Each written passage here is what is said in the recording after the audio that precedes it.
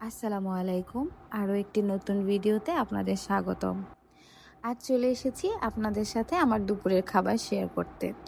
আজ দুপুরে খুব শান্তিতে রিল্যাক্সে বসে মজা করে খাচ্ছিলাম। মেনুতে ছিল লেয়ার মুরগির ভুনা, যেটা গতকাল রাতে রান্না করা হয়েছিল। বেশ ভালো করে গরম করার পরে আরও বেশি মজা হয়েছিল এটা।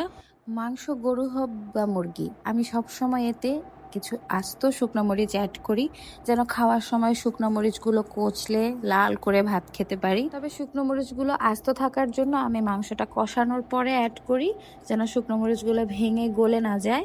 এতে করে মাংসের সব জুস মশলা মরিচের ভেতরে ঢুকে যায়। তারপর আপনি যখন ভাতের সাথে এটা চটকে মেখে খাবেন, এত বেশি মজা লাগে। ঝাল ঝাল, লাল লাল, প্লাস মাংসের ফ্লেভারফুল, অনেকই আমি। এরপরের আইটেম ছিল চিংড়ি মাছের দো পেঁয়াজা। চিংড়ি মাছের আমার মাছের থেকে বেশি মাথা খেতে ভালো লাগে, তাই আমি আমার বাচ্চাদেরকে দেখা যায় বেশিরভাগ সময় মাছের অংশটা দিয়ে দিই আর আমি মাথা নিয়ে বসি। আমার মতো কেউ আছে কিনা জানি না, চিংড়ি মাছ খায় না, তবে চিংড়ি মাছের মাথা তাদের অনেক ভালো লাগে খেতে। কুড়মুড় করে চিংড়ি মাছের মাথা চিবিয়ে খেতে কে কে ভালোবাসেন আমাকে অবশ্যই কমেন্ট করে জানাবেন। আর লাস্টে সালাদ নিতে একদমই ভুলে গিয়েছিলাম, তাই শেষ পাতেই সালাদ খাচ্ছিলাম মাছের সাথেই। সালাদ মেখে চটকে খেলাম, আলহামদুলিল্লাহ অনেক ভালো লেগেছে। অনেকই আমি ছিল।